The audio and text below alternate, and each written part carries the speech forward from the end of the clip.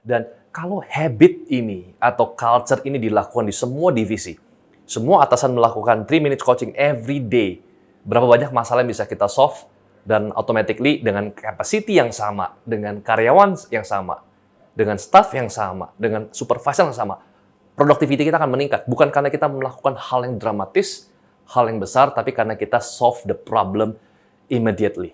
Halo teman-teman, selamat datang di kelas Founder, di mana misi saya ingin mencetak 1 juta founder di Indonesia lewat sebuah video YouTube.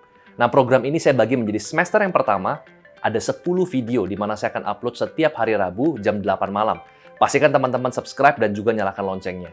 Nah, selama program 10 video ini, teman-teman akan belajar bagaimana membangun sebuah startup dari A sampai Z, mulai dari branding, marketing, sampai finance. Stay tuned!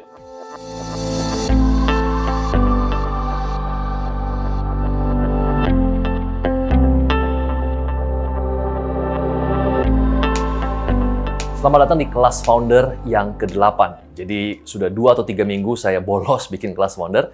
Mudah-mudahan setelah ini di episode yang ke-9 dan yang ke-10, saya bisa konsisten setiap minggu kita upload. Dan sampai episode yang ke-10 kita akan selesai season yang pertama.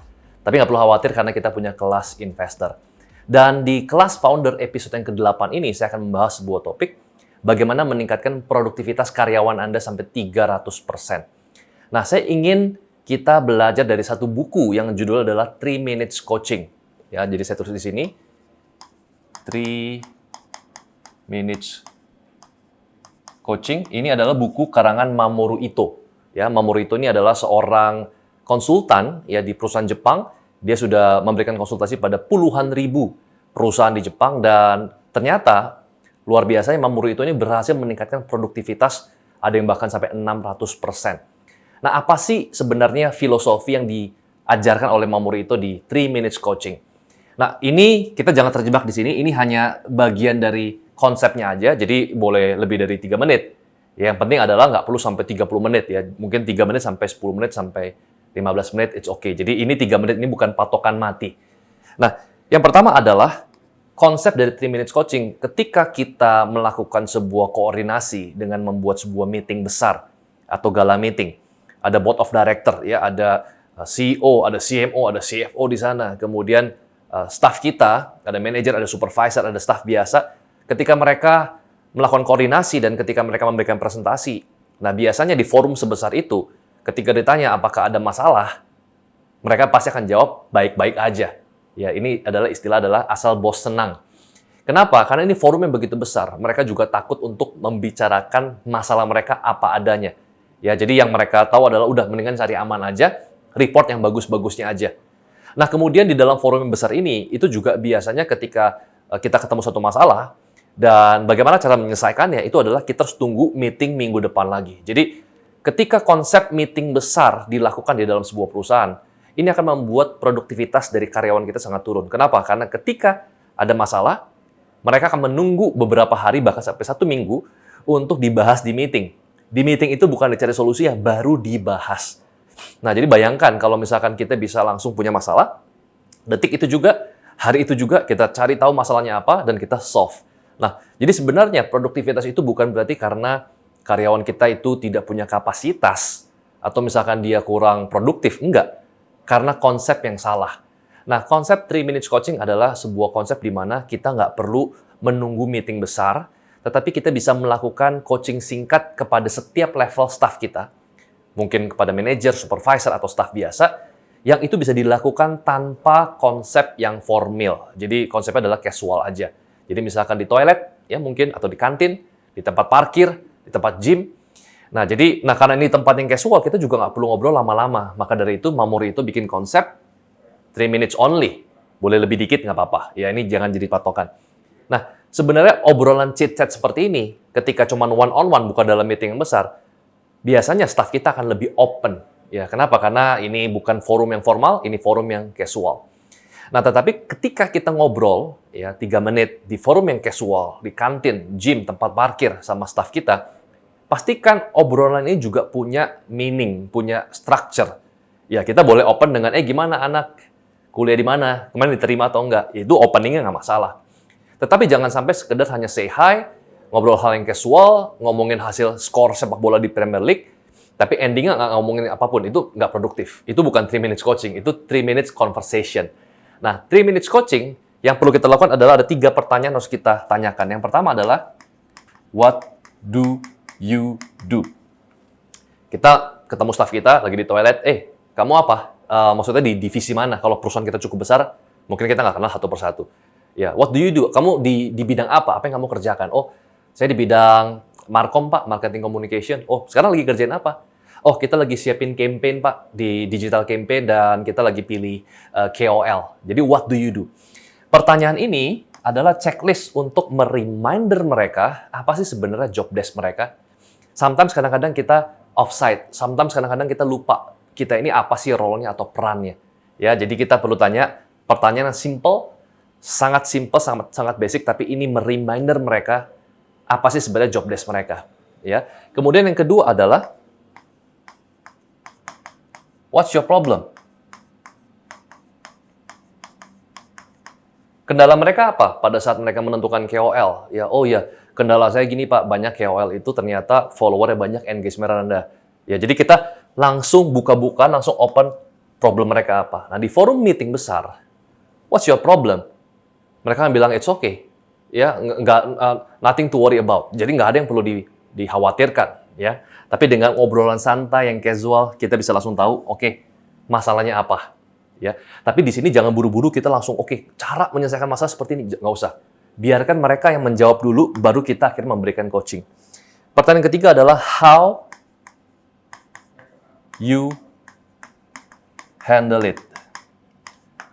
Ya, ini bagaimana cara kamu atasin problem itu? Ya, nanti mereka akan jawab. Nanti dari sana, ya baru kita guidance mereka.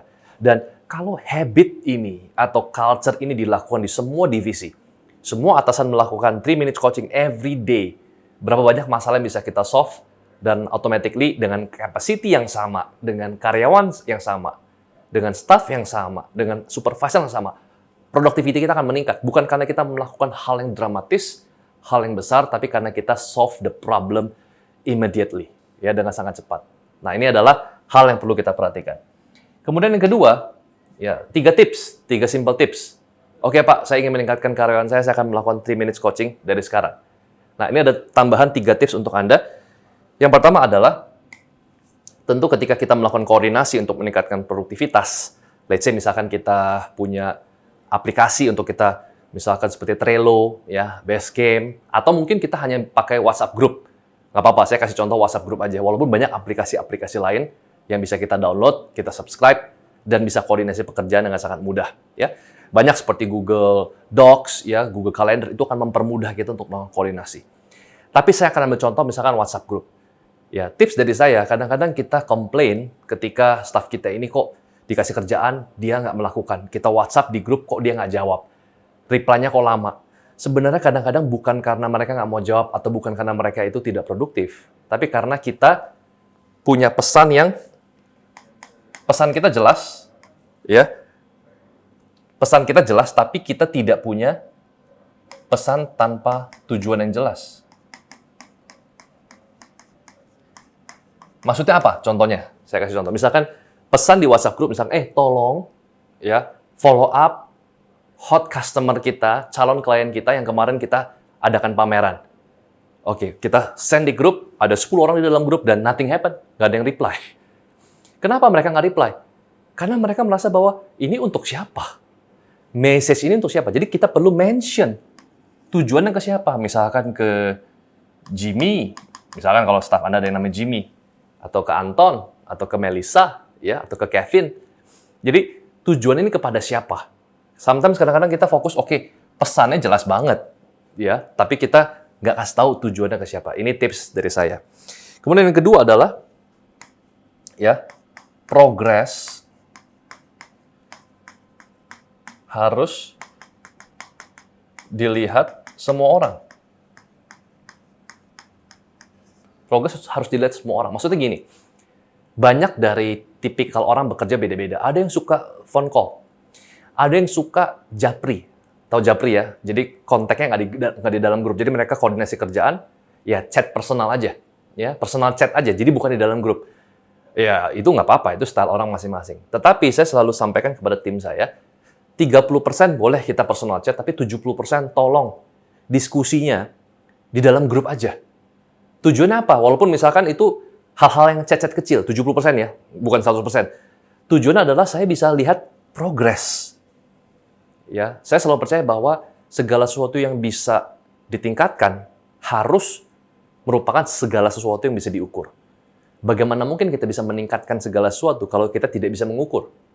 Contoh misalkan, Pak Bo nggak naik kelas misalkan. Tahun depan saya bisa nggak naik kelas lagi kalau saya tidak dapat rapor. Rapor ini adalah cara saya mengukur. Saya nggak naik kelas karena mata pelajaran apa. Misalkan karena mata pelajaran bahasa Inggris saya jelek. Oke, saya bisa ukur. Kalau gitu, saya bisa perbaiki. Saya bisa tingkatkan. Saya les bahasa Inggris. Nah, jadi kita perlu punya progres yang bisa dilihat oleh semua orang. Jadi kelihatan mana yang kerja, mana yang enggak, ya mana yang jobs done, mana yang masih tertunda, itu langsung semua dibicarakan di grup atau platform lain seperti Basecamp atau Trello dan masih banyak aplikasi-aplikasi lain. Dan yang ketiga, ini prinsip saya adalah 3 batu, 10 kerikil, baru sisanya pasir. Ya, saya akan kasih gambar di sini. Ini prinsip untuk meningkatkan produktivitas dari staff kita. Let's say di sini ada ember transparan. Ya, kita punya batu, kita punya kerikil, dan kita punya pasir. Ya, kalau misalkan kita masukin pasir dulu, kemudian baru kerikil-kerikil, ya ini bukan jumlah sebenarnya, jadi batunya banyak, kerikilnya banyak, baru kemudian batu. Ya, mungkin batu yang kita masukin hanya 3, sisanya nggak muat dan akhirnya tumpah. Jadi dengan materi yang sama, ya kita bisa masukin batu ini lebih banyak. Batu ini yang merupakan saya sebut sebagai high value activity, high value yang namanya high value priority.